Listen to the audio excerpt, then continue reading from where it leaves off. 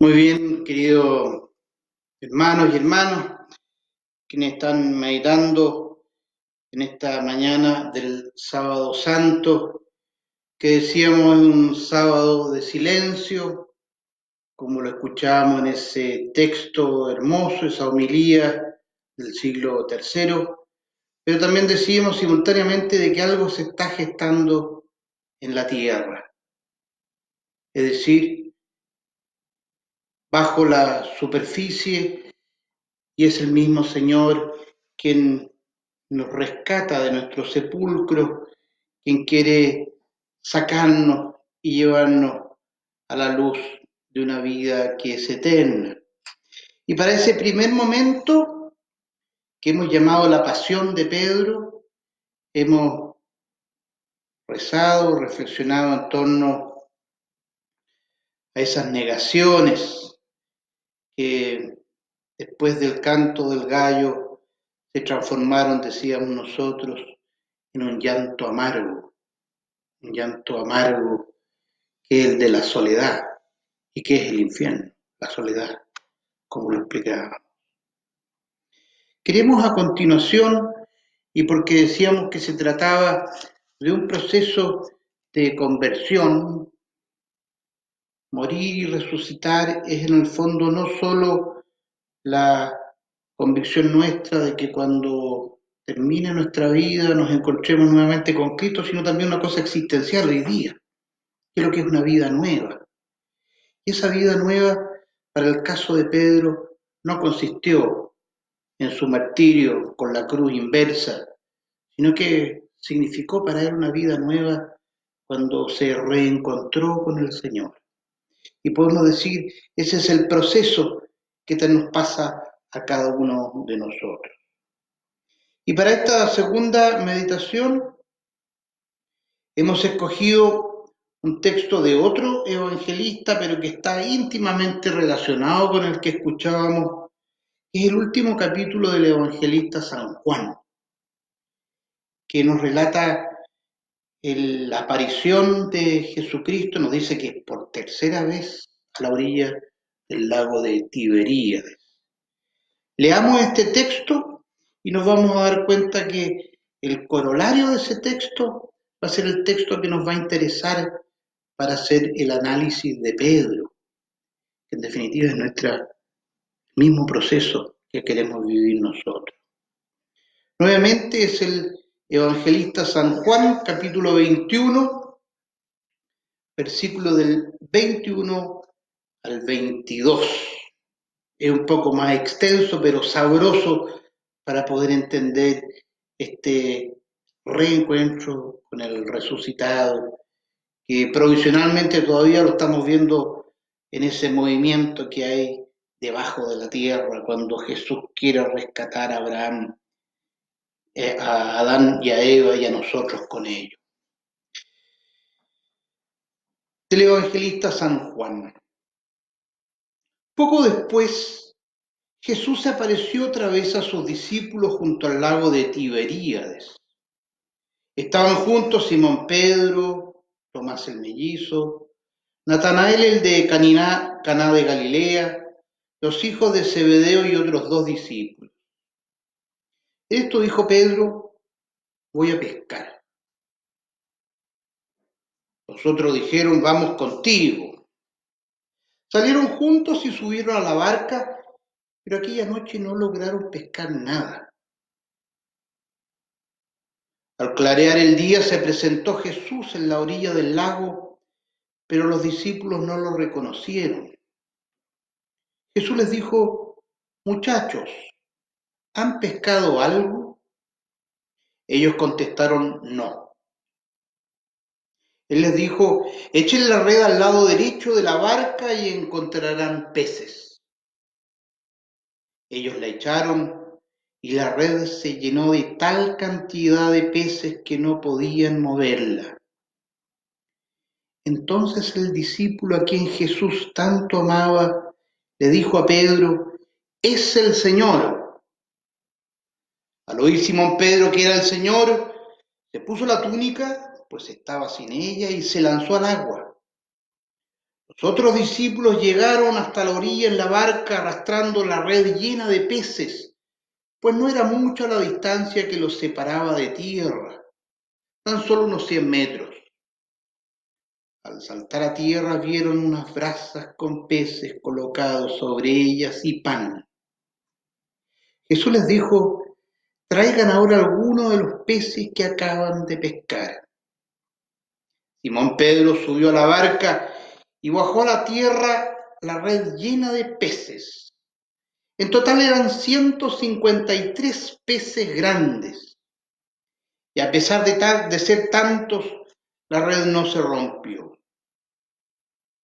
Jesús les dijo: vengan a comer algo. Pero ninguno de los discípulos se atrevía a preguntarle: ¿quién eres?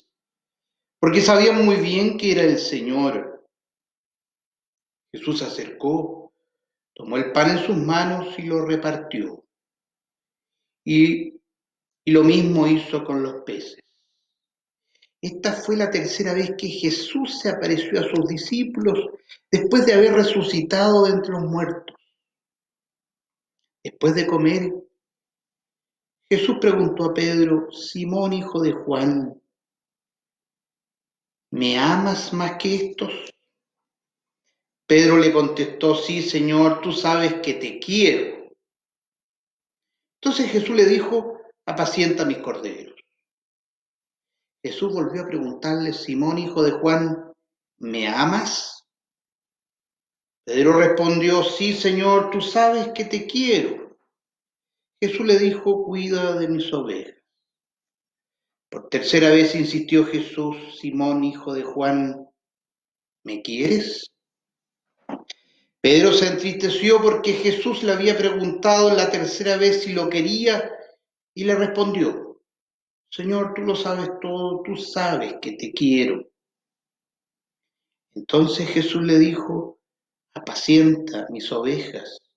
Te aseguro que cuando eras joven tú mismo te vestías e ibas donde querías, pero cuando seas viejo extenderás los brazos y será otro el que te vestirá y te conducirá donde no quieras ir.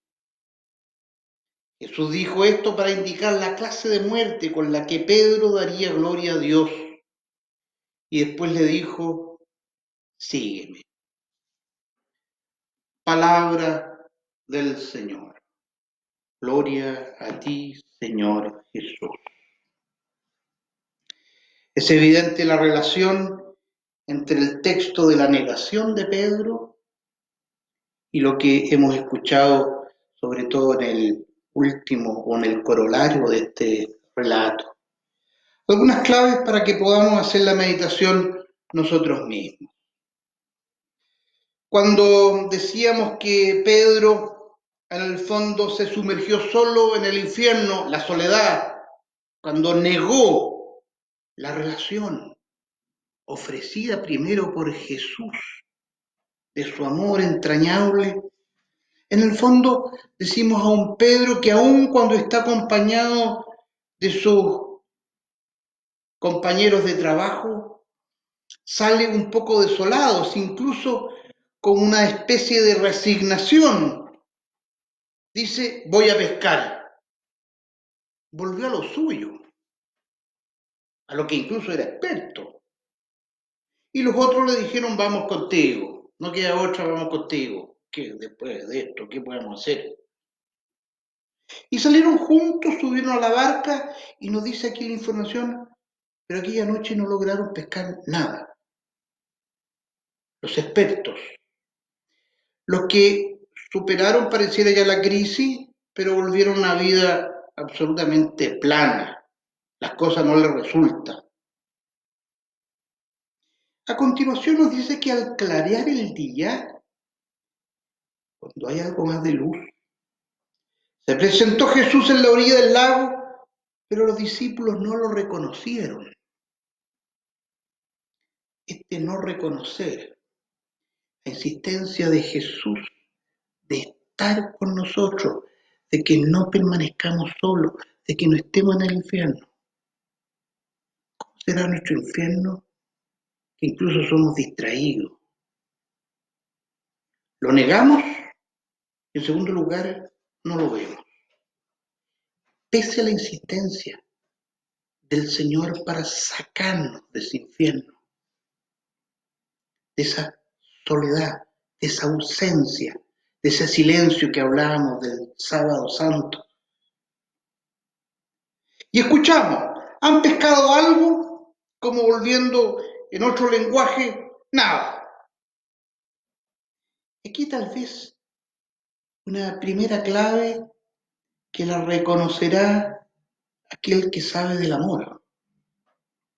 Echen la red al lado derecho de la barca y encontrarán peces. Tal vez con algo de resignación la echaron y nos cuenta que inmediatamente la red se llenó de tal cantidad de peces que no podían moverla. Los expertos, más bien por una recomendación ajena, pareciera que pueden volver a lo suyo. Pero ahí es cuando el discípulo a quien Jesús tanto amaba, el discípulo amado, le dice a Pedro, es el Señor. Y este Pedro, un poco bruto, en un buen sentido, que sabe de la voz del amor, pero pareciera que responde primero automatizadamente, oye la voz del Señor y es el primero en actuar, pero todavía por una información ajena. Al oír Simón Pedro que era el Señor, se puso la túnica, pues estaba sin ella y se lanzó al agua.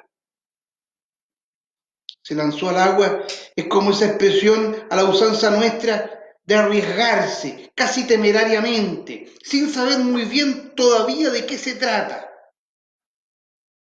Los otros discípulos, y presumimos con ellos Juan, el discípulo amado, arrastraron la red llena de peces hasta la orilla. Y ahí vieron unas brasas con peces colocados en esas brasas. Traigan ahora alguno de los peces que acaban de pescar. Nuevamente Simón Pedro, el obediente, el fanático de Jesucristo, sube a la barca con la red llena de peces. Dicen que con esa red casi se hundía la barca, pero él solo trajo 253 peces. Una reacción casi infantil en algo que pareciera todavía se está fraguando. Y Jesús les dijo, vengan a comer. Y queda la atención, todavía nadie pregunta. Es como en la expectativa perdida y que pareciera no quieren apagar la mecha porque es posible que sea Jesús, eso que se nos había olvidado. Y allí comienza entonces este discurso o este diálogo de volver a darle la confianza a Pedro, que lloró amargamente, recordemos, entró al infierno por romper la amistad y quedarse solo. Y aquí comienza este diálogo que es interpersonal, que pareciera una nueva relación que recomienza, que parece una nueva oportunidad y que sin embargo tiene un detalle que hay que entenderlo porque es una exigencia del que ama. Nos dice que después de comer Jesús preguntó directamente a Pedro, Simón hijo de Juan, a ese Simón concreto, con historia, ¿me amas más que estos? La palabra es amar. ¿Me amas más que estos? En griego, agapao. ¿Me amas? Pedro le contesta, evidente. Sí, Señor, tú sabes que te quiero. No dice que te amo, te quiero. Fileo. Entonces Jesús le dijo, apacienta mis corderos, una especie ya de ir encomendando una tarea. Les decía que la resurrección no es al final de los tiempos, es una nueva vida ahora, con una tarea concreta. Pero Jesús vuelve a preguntarle, como reivindicando la segunda falta o la segunda negación que hizo entonces. Simón, hijo de Juan, ¿me amas? Nuevamente el verbo amar, agapao, amar. Y Pedro respondió, pajarón, que sí, Señor, tú sabes que te quiero. Fileo, un nivel un poquito más abajo. Y Jesús le dijo, cuida de mis ovejas. La segunda negación, un reconocimiento del amor todavía un poco incompleto y una tarea. Y por tercera vez insistió Jesús, Simón, hijo de Juan, y fíjense bien el verbo que ocupa ahora Jesús, ¿me quieres? Pareciera que el mismo Señor, para conquistar a Pedro, baja un poquito su exigencia, casi como una manera de decir, bueno, acepto que me quieras nomás, no que me ame. ¿Me quieres? Y aquí dice, Pedro se entristeció porque Jesús le había preguntado en la tercera vez si lo quería y le respondió, sí, Señor, tú sabes que te quiero. Podríamos haber dicho, debería haber respondido, tú sabes que te amo. Aquí está este Pedro titubeante, todavía sujeto de ser amado pese a todo, pero que Jesús reivindica, como nosotros que estamos arrepentidos de estar metidos nosotros mismos en nuestro propio infierno y todavía no captamos la envergadura del amor de Jesús hacia nosotros. ¿Qué significa que nos rescate del infierno? No alcanzamos a dimensionar eso. Y vuelve a decirlo casi como perdonando, apacienta mis ovejas. Y aquí, en el fondo, decirle, pareciera que todavía no dices que me amas, pero tienes la vida para eso. Te aseguro que cuando eras más joven tú mismo te vestías e ibas donde querías, un emancipado, el que se manda a sí mismo y que no obedece a nadie. Pero cuando seas viejo, extenderán los brazos, como lo hizo nuestro Señor, y otro será quien te vestirá, te ceñirá y te conducirá donde no quieras ir. Y nos dice aquí la información, Jesús dijo esto para indicar la clase de muerte con la que Pedro daría gloria. Que va a ser el momento en que Pedro finalmente fue rescatado para llegar a esa expresión de amar, de captar. Estamos hablando del primer papa para que vean ustedes lo frágil como nosotros, lo que nos consuela bastante. Este es precisamente el tipo de fe que se va cultivando. No es la fe heroica que no le entran balas o aquella la que nunca se ha caído. El santo no es el que no se cae, es el que atreve a levantarse y puede dar una oportunidad y puede darle significado a su propia vida.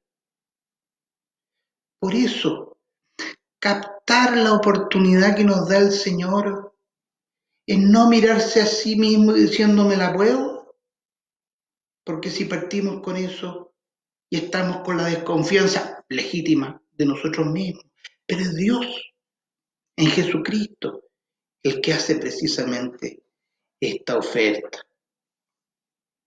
Jesús dijo esto para indicar la clase de muerte por la que Pedro daría gloria a Dios.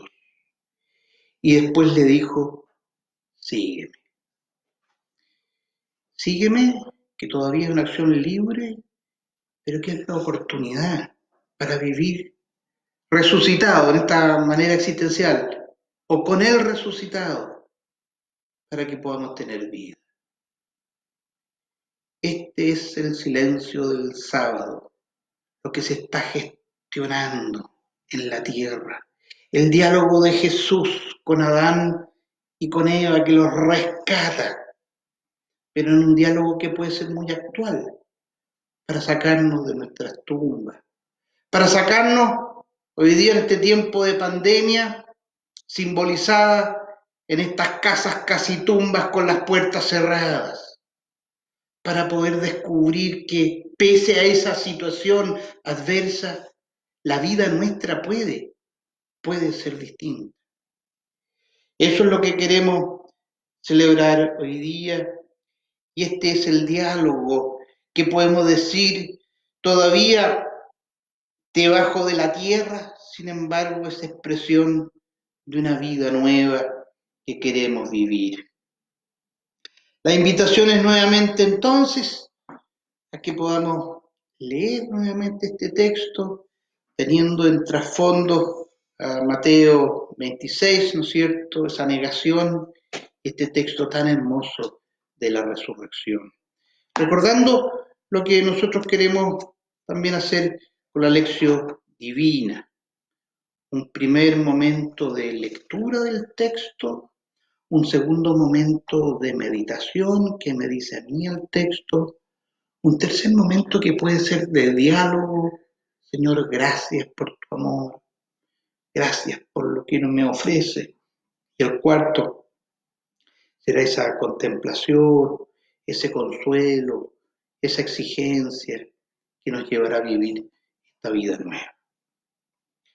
A Jesucristo le damos el honor y la gloria por los siglos de los siglos. Amén.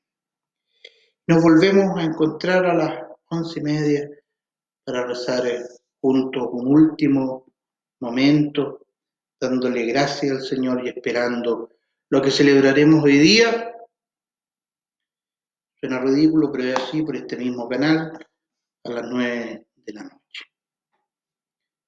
Gloria al Padre, al Hijo y al Espíritu Santo, como era en el principio, ahora y siempre, y por los siglos de los siglos. Amén. Las 11:30 entonces, para culminar este retiro.